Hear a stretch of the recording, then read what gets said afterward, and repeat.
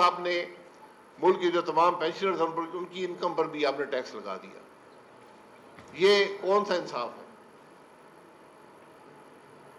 آپ اپنے اخراجات میں کمی نہیں کرتے، اپنی مراد بڑھاتے ہیں، اپنی تنخواہیں بڑھاتے ہیں، لیکن پینشنر پر ٹیکس لگا دیتے. اور جو عام آدمی جو فکسڈ انکم جو لیتا ہے، جو اپنے جمع پونجی کسی ایسے پروگرام میں رکھتا ہے جو حکومت کے بھی پروگرام ہے جس کے اندر فکسڈ انکم آتی ہے، سیونگز کی اسکیمز جو ہیں، اس پر بھی آپ نے ٹیکس کی شرح 10 سے بڑھا کر 15% کر دی. یہ بات بھی سمجھ نہیں آتی کہ لوگ مہنگائی کے ہاتھوں تنگ ہیں، ملک کے حالات کے ہاتھوں تنگ ہیں، لیکن آپ بجائے اس کے کہ اپنے اخراجات میں کمی کرتے، لوگوں کو دکھاتے کہ ہم ذمہ دار حکومت ہیں، ہم اپنے اخراجات میں کمی کر کر لوگوں کو ریلیف دے رہے ہیں، ان پہ اضافی بوجھ نہیں ڈال رہے. ریلیف دینا تو پاکستان میں ایک ناممکن سی بات بن گئی ہے، کیونکہ حکومت جب اپنے اخراجات پہ کنٹرول نہیں کر سکتی، ان میں کمی کے بجائے اضافہ کرتی ہے، تو ریلیف یہی دے سکتے ہیں کہ اضافی بوجھ نہیں ڈالیں گے. اس میں بھی حکومت ناکام رہی.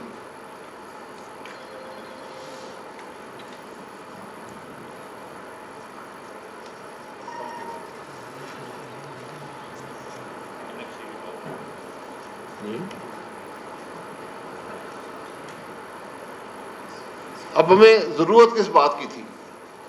ملک کی آج ضرورت کیا ہے؟ آپ کو جو ٹیکس کا نظام ہے اس کو مکمل طور پہ بدلنا پڑے گا. جو آج ہمارا ٹیکس ہے، یہ وقت نے ثابت کر دی ہے، اس بجٹ نے بھی ثابت کر دی ہے کہ یہ نظام نہیں چل سکتا، کیونکہ یہ انصاف پہ مبنی نہیں ہے. یہ ممکن نہیں ہے کہ جس ملک میں سارے لوگ ٹیکس نہ دیتے ہوں، شاید 15-20 لاکھ لوگ ہی ٹیکس ادا کرتے ہیں جو سیلریڈ کلاس ہے، تو ان پہ اگر آپ ٹیکس جو ہے وہ 40% تک کر دیں گے، اور جو سیلف امپلائڈ ہے اس کی 50% تک لے جائیں گے، تو یہ ٹیکس تو کبھی ادا نہیں ہوگا. آپ لوگوں کو مجبور کر رہے ہیں کہ وہ چوری کریں. اس کی مثال آپ کے سامنے ہے. اس وقت سیلریڈ کلاس تقریباً 600 ارب روپیہ ٹیکس ادا کرے گی. یہ پتہ کر لیں کہ آج سے 10 سال پہلے یہ رقم کتنی تھی. یہ شاید 100 ارب سے بھی کم تھی. یہ اضافی بوجھ بھی اس ملک کی سیلریڈ کلاس پر ڈالا گیا. تاجر دوست اسکیم شروع ہوئی، 53 ارب کا ٹارگٹ تھا، 40 لاکھ کی رقم آئی. کیا یہ نظام کی ناکامی نہیں ہے؟ آپ نے کچھ کوشش کی کہ نظام کو کیسے بہتر بنایا جائے؟ آپ نے کوئی کوشش کی کہ ٹیکس کے ریفارم کیے جائیں، گورننس کے ریفارم کیے جائیں؟ یہ ٹیکس کا نظام خود نہیں بدلا جائے گا جب تک آپ ملک کے معاملات کو نہیں بدلیں گے. جس طرح حکومت چلتی ہے، جو حکومت کی ذمہ داری ہیں، جو حکومت کے اخراجات ہیں، آپ اس کے اندر ایک مکمل اصلاحات نہیں کریں گے، آپ کی معیشت اسی طرح چوزوں پر ٹیکس لگا کر اور پینشنر پر ٹیکس لگا کر یہ آپ اپنے اخراجات کو پورا کرنے کی کوشش کریں گے. اس کے باوجود بھی ہمارا قرضہ جو ہے وہ زیادہ سے زیادہ بڑھتا ہی جائے گا. اگر ہم بات کرتے ہیں ملک میں روزگار کی، تو جہاں پر 61% یا 62% ٹیکسیشن کمپنیوں پہ آ جائے گی، تو پھر وہ کمپنیاں کہاں سے گرو کریں گی؟ اگر ان کے آمدن کا 60% جو ہے وہ حکومت دے جائے گی اپنے اخراجات پورے کرنے کے لیے، تو پھر روزگار کہاں سے مہیا ہوگا؟ پھر گروتھ کہاں سے آئے گی؟ آپ کے یہاں قریب بہت سے دوسرے ممالک ہیں، کیا وہ 60% ٹیکس لے رہے ہیں کمپنیوں سے؟ میرا تعلق کمپنی کے مالکان سے نہیں ہے، میرا تعلق روزگار سے ہے، ملک کے اندر روزگار کے مواقع سے، ملک کے اندر گروتھ سے ہے. جب حکومت اپنے اخراجات کے لیے سارا پیسہ مارکیٹ سے اٹھا لیتی ہے, آمدن کا بڑا حصہ لے لیتی ہے, تو پھر نہ انڈسٹری گرو کرے گی, نہ روزگار کے مواقع لوگوں کو ملیں گے.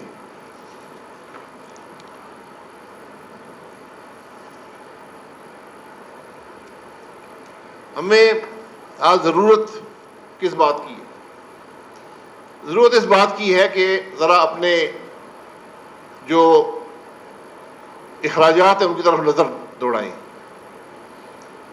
آپ پی ایس ڈی پی کو دیکھیں, 3800 ارب روپیہ ملک میں ڈیولپمنٹ کے لیے رکھا گیا ہے. اس کے اندر کرپشن کتنی ہے آپ سب جانتے ہیں. اس کے اندر ایک سال تو یہ M N A M P A کی جو اسکیمز ہیں جو ایک حد سے بڑھ گئی ہیں, کیونکہ اب کوشش یہ ہے کہ ان اسکیمز کے ذریعے ووٹ حاصل کیا جائے. ہمیشہ یہ کوشش رہی, کوئی نئی بات نہیں ہے, لیکن ماضی میں یہ رقم بہت تھوڑی ہوا کرتی تھی. اب یہ بات ہزاروں ارب تک جا پہنچی ہے. جو دوسرا پہلو ہے کہ این ایف سی ایوارڈ کا ہم نے کیا کرنا ہے, 18ویں ترمیم میں جو پروٹیکشن دی گئی ہے, یہ بھی ایک نیشنل ڈیبیٹ ہونا ضروری ہے, کیونکہ آج وفاق غریب سے غریب تر ہوتا جا رہا ہے اور صوبے امیر سے امیر تر ہوتے جا رہے ہیں بغیر کچھ کام کیے. اور اس کا اثر یہ ہے کہ وفاق اپنے اخراجات پورے کرنے کے لیے صوبے پیسے ضائع کر دیتے ہیں الٹی سیدھی اسکیموں میں, یا سیاست چلانے کے لیے, یا ووٹیں خریدنے کے لیے, اور وفاق جو ہے وہ غریب سے غریب تر ہوتا جاتا ہے.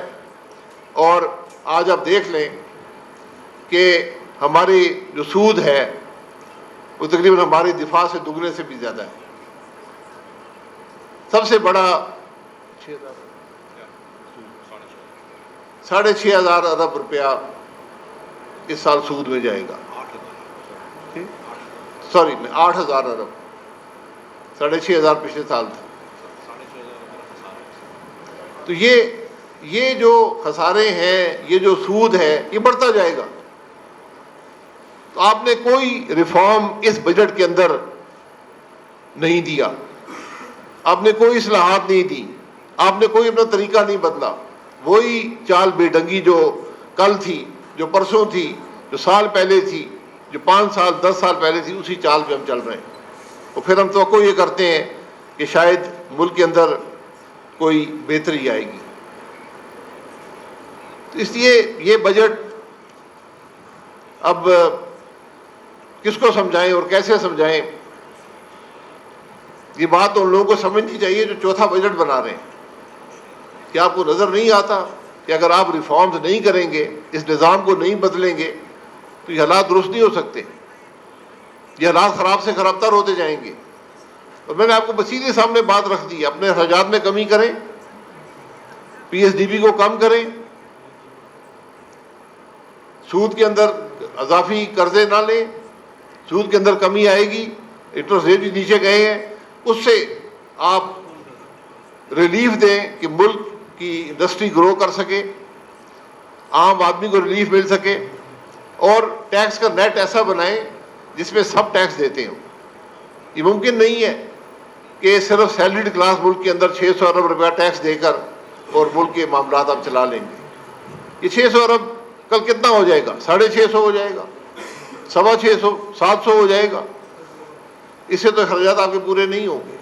پھر وہی بات چوزوں پر آ جاتی ہے اور چینی کے معاملات میں اس قسم کی چیزوں پر آ جاتی ہے. اس لیے آج اس ملک میں ایک ڈیبیٹ کی ضرورت ہے کہ کس طرح ہم نے بجٹ بنانے ہیں, ورنہ یہ اکاؤنٹنگ کے جو بجٹ ہیں یہ اب زیادہ دور آپ کو نہیں لے کے جا سکتے, کیونکہ گروتھ نہیں آئے گی, ملک ترقی نہیں کرے گا, لوگ غریب سے غریب تر ہوتے جائیں گے. یہ چوتھا سال ہے کہ ہر پاکستانی غریب سے غریب تر ہوتا جا رہا ہے. کیا کسی کو احساس ہے اس بات کا؟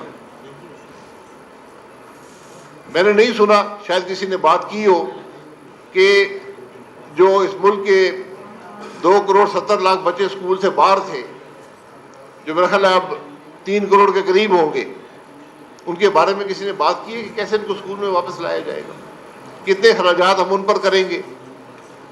یہ وہ بنیادی چیزیں ہیں، بنیادی ریفارمز ہیں جن کے بغیر پاکستان آگے نہیں بڑھ پائے گا۔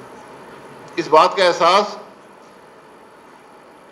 سب کو کرنا پڑے گا۔ جو آج ارباب اختیار ہیں، ارباب اقتدار ہیں، سب کو سوچنے کی ضرورت ہے کہ اس طریقے سے ملک آگے نہیں چل پائے گا۔ تنخواہ ملنی چاہیے، لیکن تنخواہ ایک حد تک ہونی چاہیے، اور تنخواہ میں اضافہ جو ہے وہ اس شرح سے زیادہ نہیں ہو سکتا جو پاکستان کے باقی لوگوں کو مل رہا ہے۔ آپ اپنی تنخواہ یکمشت 188% نہیں بڑھا سکتے۔ سینٹ کے قومی چیئرمین، اسپیکر قومی اسمبلی، یہ اپنی تنخواہ جو ہے وہ 2.5 لاکھ سے 20 لاکھ 22 لاکھ نہیں کر سکتے۔ یہ باتیں قابل قبول نہیں ہیں، کیونکہ میں جو مالی اثرات اس کی بات نہیں کرتا، میں کیفیت کی بات کرتا ہوں، میں سوچ کی بات کرتا ہوں۔ اس ایک سوچ کی عکاسی ہوتی ہے کہ آپ کو ملک کے عوام کی کوئی پرواہ نہیں ہے۔ پروٹوکول جو ہے قومی اسمبلی کے ممبر کو کوئی پروٹوکول نہیں ملتا جہاں تک میری نالج ہے۔ پروٹوکول ہم کس کو کہتے ہیں کہ ہمارے پاس گارڈ آگے پیچھے پھرتے ہوں۔ پولیس میں نے دیکھی ہے، بہت سے لوگوں کے پاس پولیس ہے، کیوں رکھی ہے یہ اللہ بہتر جانتا ہے۔ جو آئینی عہدیدار ہیں، پاکستان میں ایک رسک ہے، آپ نے پروٹیکشن حکومت ان کو دینی ہے، چاہے وہ جج ہوں، چاہے وہ ملٹری میں ہوں، چاہے وہ وزیر ہوں یا پرائم منسٹر ہوں، وہ آپ کو دینا پڑتا ہے۔ ہمارے ملک کی ایک سیکورٹی سچویشن ہے، لیکن آپ جب تنخواہ بڑھاتے ہیں تو یہ بھی دیکھ لیں کہ جو آپ کا طرز زندگی ہے کیا آپ اس کے مطابق ٹیکس ادا کرتے ہیں؟ پارلیمنٹ کے ممبران واحد طبقہ ہے جس کے ٹیکس ریکارڈ پبلک ہوتے ہیں، تو میں آپ سے گزارش کروں گا کہ ان ٹیکس ریکارڈ کو نکال لیں اور پھر دیکھ لیں کہ کیا جو طرز زندگی ہے، کیا جو اخراجات ہیں ان کے، کیا وہ اس بات کی اجازت دیتے ہیں کہ یہ تنخواہ بڑھائی جائے، یا کیا وہ ٹیکس ابھی ادا کر رہے ہیں یا نہیں ادا کر رہے، کیونکہ اگر ٹیکس ادا نہیں کر رہے تو وہ اس ملک کے مجرم ہیں۔ یہ باتیں بڑا لائٹلی لیتے ہیں، لیکن یہ اصل حقیقت ہے کہ جو لوگ دوسروں پر ٹیکس لگاتے ہیں ان کی سب سے بڑی ذمہ داری یہ ہوتی ہے کہ خود ٹیکس ادا کریں، اس کے بعد وہ کسی اور پر ٹیکس لگا سکتے ہیں۔ اس سے آپ اتفاق کرتے ہیں، اور اگر آئی ایم ایف نے بنایا تو حکومت کے پاس کتنی گنجائش تھی؟ آپ خود بھی تو بجٹ اور حکومت میں رہے ہیں، تو اس بجٹ کو آپ کے مطابق جو ہے وہ کس طرح سے بہتر کیا جا سکتا تھا؟ Budget I M F program میں رہتے یہ بجٹ آئی ایم ایف نہیں بناتا، بجٹ حکومت بناتی ہے۔ آئی ایم ایف سے آپ کنڈیشنلٹیز ایگری کرتے ہیں، ان کے اندر بجٹ بناتے ہیں۔ تو اگر آپ کو جو آئی ایم ایف بتا رہا ہے اس سے زیادہ آگے جانا پڑے گا۔ میں اسی لیے بات کر رہا ہوں کہ آپ آج بھی 2 چیزیں بجٹ میں کر دیں کہ اپنے اخراجات کم کریں، حکومت اپنے اخراجات کم کرے، اور پی ایس ڈی پی کی جو یہ بڑی رقم ہے جس کا بیشتر حصہ کرپشن میں جاتا ہے، اس کو ختم کریں، تاکہ 3800 ارب کا جو اضافی بوجھ اس ملک کے خزانے پر ہے اس کو نیچے لائیں، اس حد تک رکھیں جو مینیجیبل ہو۔